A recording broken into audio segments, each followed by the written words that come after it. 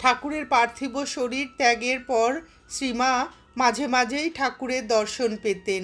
শ্রীমা বলছেন, ঠাকুর যখন চলে গেলেন আমারও ইচ্ছা হলো আমিও চলে যাই।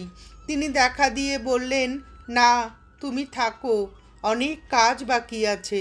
শেষে দেখলুম তাই তো, অনেক কাজ বাকি। তিনি বলতেন, কলকাতার লোকগুলো যেন অন্ধকারে পোকার মতো কিলবিল করছে, তুমি তাদের দেখবে।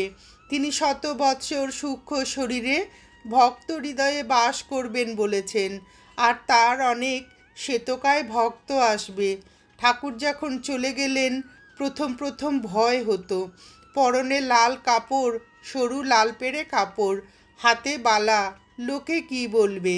তখন কামার পুকুরে রয়েছি। একদিন ঠাকুর এসে বললেন, খিচুড়ি খাওয়াও। খিচুড়ি রেঁধে রঘুবীরকে ভোগ দিলুম। তারপর বসে ভাবে ঠাকুরকে খাওয়াতে লাগলুম।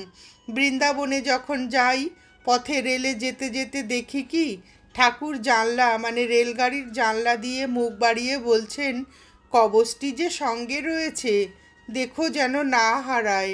তার ইষ্ট কবচটি আমার হাতে ছিল, আমি পুজো করতুম। তারপর সেটি উটি মঠে দিলুম, এখন মঠে পুজো হয়।